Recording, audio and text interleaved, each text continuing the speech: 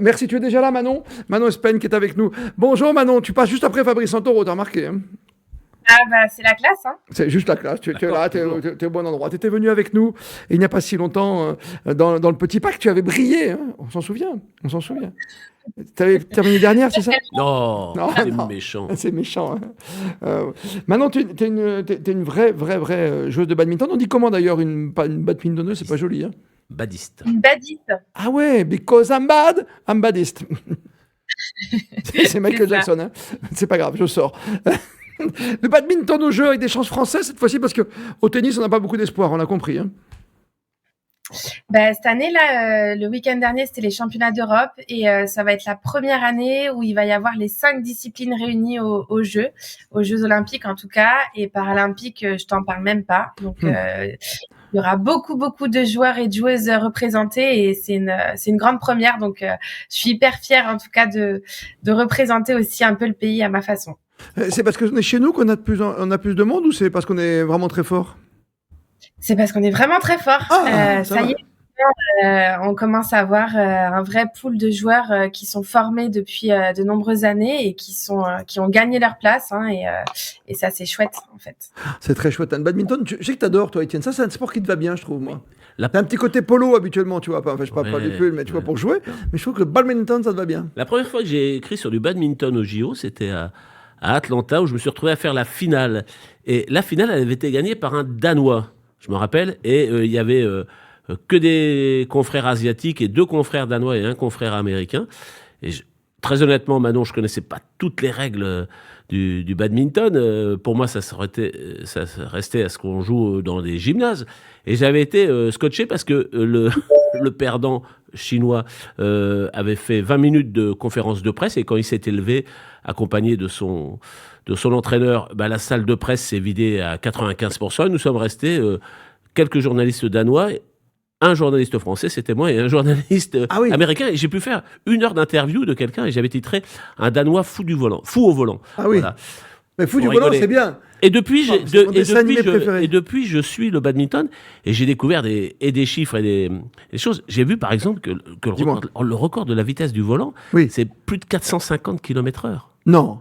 Plus de 450 Non, pas km. 400. Mais 450, tennis, c'est 200 et des poussières. 450 km/h. Même plus que ça. J'ai fait mes petites recherches parce que la dernière fois on en avait déjà parlé, Bah et oui. c'est au-delà de 570 km/h. C'est le TGV. Mais comment est-ce possible, plus de 500 km/h? C'est parce que c'est petit en fait, c'est que 5 grammes un volant et versus la puissance de frappe en fait, c'est pour ça que ça va plus vite que le squash ou le tennis. Ah oui, c'est assez impressionnant, hein. Il y a beaucoup de licenciés en badminton. J'avais fait une recherche l'autre fois, c'est que j'étais surpris par l'équitation, qui était, je crois, le 3e sport. Oui, mais parce que c'est les poneys aussi. C'est les poneys. Non, c'est les poneys. C'est l'âne du voisin. Non, c'est la même licence que lorsqu'il y avait la carte neige pour le ski. Quand on allait faire du ski, C'est on comme prenait la tennis carte et neige. paddle, mais c'est pas de la même fédération. Alors, le badminton, vous êtes combien, par exemple? Vous êtes combien de thèmes dans cette fédération? Je sais pas, mais je sais que en tout cas c'est le premier sport pratiqué dans les établissements scolaires. Je sais qu'on est à mon avis dans le top 10 en tout cas des licenciés. Je pourrais pas te dire le nombre exact et je voudrais pas dire de bêtises, mais je vais faire mes petites recherches Ça serait bien. pour avoir ça. Ça serait bien de savoir. Mais non, mais on ne doit pas être loin en tout cas. Attends, je demande à Jules. Jules, tu peux regarder le nombre de licenciés, s'il te plaît, au badminton, voir. Tu sais, il y a un classement avec les 10 premières, tu vois. On va les trouver, t'inquiète pas maintenant. Je vois que tu es sur l'ordinateur, mais on te surveille, tu sais, du coin de l'œil, hein. C'est un sport que tu as aimé pratiquer à haut niveau, que tu pratiques encore aujourd'hui? Alors, je le pratique plus à haut niveau, je le pratique de manière, on va dire, à un bon niveau national, parce que du coup, je me suis fait une rupture du tendon d'Achille et ça n'a pas forcément pardonné la fin de ma carrière. Mais maintenant, je reste dans le top 30 français, je dirais. Ouais, pas mal. Ah, quand même. Oui. Ah, et ça place sa demoiselle, hein. Mhm. Madame, s'il vous plaît. Ah non, vas-y. J'ai le chiffre, en 2002-2023, il y avait 200 054 licenciés en France. Ouais. 200 000, on n'a jamais vu autant. Ah, tu l'as trouvé? Oui, Jules? pour la confirmes? saison 2022-23. À peu près 200 000, mais vu que la chiffre précis. Ah oui, d'accord. C'est Ça la- veut dire qu'on est combien? C'est la combienième de fédération? En France, non, il y a plus. Ah bon? Le handball, c'est plus. Le rugby, c'est. Ouais. Ça doit tutoyer le rugby. Ouais, ça va détrôner le rugby. Des chances de médaille, on le disait. Une arène toute neuve en plus. Hein. Vous avez déjà pu jouer là-bas, à l'Arena? Alors, il y a eu le tournoi des IFB, les internationaux de France de badminton, où les joueurs ont pu inaugurer le gymnase et prendre des sensations. Donc oui, ça a été possible là, au mois de mars. Ah, c'était bien ça. C'est bien de pouvoir prendre comme ces marques. On l'a vu tout à l'heure, on était à l'INSEP, on reproduit même avec les couleurs. Le tir à l'arc, c'était incroyable. Avec Jean-Charles tout à l'heure, avec Jean-Charles Valadon, on était à l'intérieur de l'INSEP, enfin même à l'extérieur, parce que le tir à l'arc, c'est mieux. Hein. Je ne sais pas s'il y a des gens qui passent derrière, tu vois. Salut Guillaume Tell, ça va et toi, ça va. C'est compliqué. Donc, mais c'est vrai que c'est très important les repères. C'est même la lumière, quoi, quelque part aussi. Hein. Oui, la lumière, il y a aussi beaucoup de vent dans les gymnases, on se rend pas compte. Et du coup, sur un petit volant qui pèse 5 grammes, juste un courant d'air, une clim, le chauffage, ça a des importances énormes. Ça a un impact énorme sur le volant. Juste le fait qu'il y ait une entrée ou une sortie d'air à un moment donné, ça dévie la trajectoire. Et en fait, on apprend aussi à jouer avec ces conditions-là. Et plus les salles sont grandes, et plus c'est difficile de jouer. Ouais, donc, c'est fou. Hein. Est-ce que le volant a évolué ou le matériel a évolué un petit peu? Parce que le volant, moi je me souviens quand j'étais petit, parce que j'ai pas rejoué au badminton depuis, c'est ce petit filet bizarroïde blanc avec une petite boule rouge dessus, quoi. Ouais, alors au début c'était en plastique et puis après maintenant donc c'est en plume d'oie et en fait on tend là à faire des volants un peu synthétiques pour limiter l'impact carbone aussi, mais c'est pas du tout les mêmes sensations. C'est vrai que ça n'a pas du tout le même rapport et la même qualité, donc je sais pas si on arrivera un jour à reproduire exactement la même chose qu'un volant en plume, mais pour l'instant le synthétique ça marche pas autant que le naturel. Le revêtement, Manon, c'est quoi? Parce que là aussi, c'est important pour tous les sports de salle. On sait, entre la climatisation, tu l'as dit, les appuis, c'est quelque chose de très éprouvant pour les jambes, pour les tendons.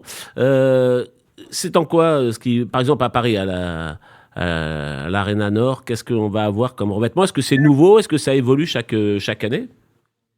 Alors en fait, nous en général, c'est la marque Taraflex ou Gerflor qui font les salles des gymnases, et c'est un peu le même revêtement qu'un terrain de hand. Voilà, c'est des tapis qui sont exprès uniquement pour le badminton et qui sont conçus exprès pour justement qu'on voit bien les lignes et que on puisse pas glisser sur le terrain.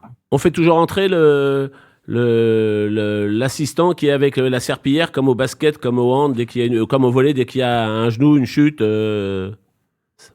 Oui, la même chose. Oui, parce qu'en fait, on transpire beaucoup et en fait, la moindre petite goutte peut faire qu'on peut glisser sur le terrain. Donc en fait, ils ont toujours une serpillière à disposition pour nettoyer. Alors je vais poser une question technique et je sais que ça va plaire à Christophe. C'est moi qui dois répondre. Est-ce qu'il y a la VAR? Est-ce qu'il y a le Hawkeye du tennis? Est-ce qu'il existe à la VAR ou le Hawkeye? Alors le Hawkeye ou la VAR, les deux, allez, Golden Light l'un et l'autre. Est-ce que ça existe aussi compte tenu de la vitesse? Est-ce qu'on arriverait à percevoir où est passé le volant quand ça va trop vite? Alors ça commence, il y a le Hawkeye, le challenge qu'on demande dans les plus grands tournois mondiaux. Alors c'est pas sur toutes les compétitions encore, mais je pense que ça tend à le devenir. Et donc, du coup, on peut demander 2 challenges dans le match. S'ils sont validés, on a toujours cette possibilité d'avoir les 2 challenges pour justement voir si le volant, il est dedans ou dehors. Et du coup, permettre de déjuger un juge de ligne. C'était passionnant, comme à chaque fois avec Manon. Hein. Non, mais une vraie championne, comme on les aime, qui dirige également une agence de presse, c'est ça? C'est ça, une petite agence en mon nom, et je m'occupe surtout d'athlètes, et je pense que on va se revoir puisque je serai sur le relais de la flamme olympique à partir du 8 mai. Vous aussi? Donc, et ouais. À partir de Marseille. Ouais. Vous allez la porter, la flamme, vous aussi, Manon? En tant que championne? Non, moi j'aurais pas cet honneur de la porter, mais je la verrai juste derrière tous les porteurs de flammes. Ah, vous faites quoi exactement? Vous allez suivre toute la caravane jusqu'en Guadeloupe, Martinique? Non, je ferai pas les outre-mer, mais je serai dans le petit camion d'organisation juste derrière les porteurs de flammes. Ça veut dire que quand je serai à Besançon le 25 juin, dans ma petite tenue blanche immaculée, vous serez derrière. Eh ben, c'est possible que je te suive à la Fabrice, Christophe Verrière, j'appelle le patron. On a déjà une caméra woman pour, voilà, pour quelqu'un pour vous raconter l'exploit. 800 mètres, tu vois, pour moi, c'est déjà quelque chose. Mais je viens de gagner en plus un dossard, non pas pour le marathon pour tous, mais pour le 10 km pour tous, ce qui est déjà pas mal.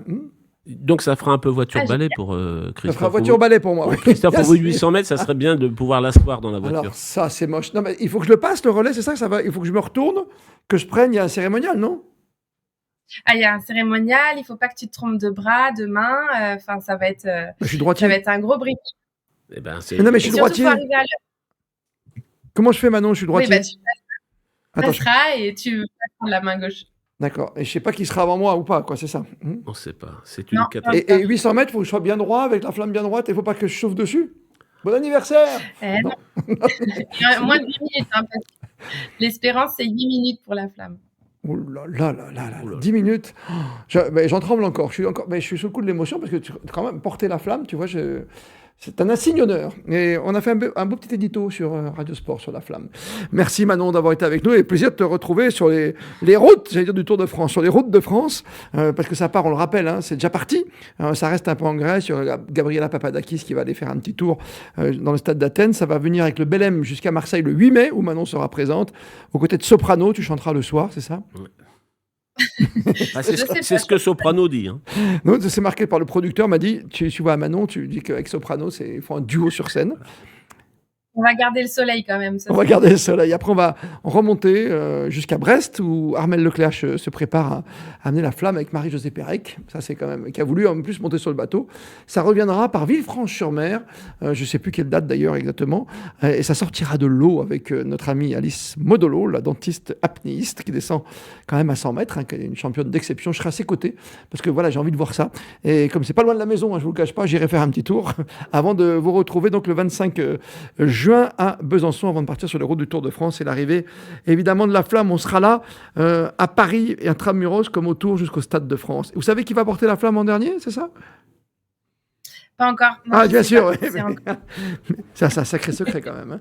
C'est un sacré secret. Mais le symbole, parce que la vraie grande championne, c'est Marie-Jo, c'est la plus légitime. Marie-Jo Pérec. Ouais. Mais elle fait déjà la Guadeloupe. Ouais, elle fait déjà la Guadeloupe. Ouais.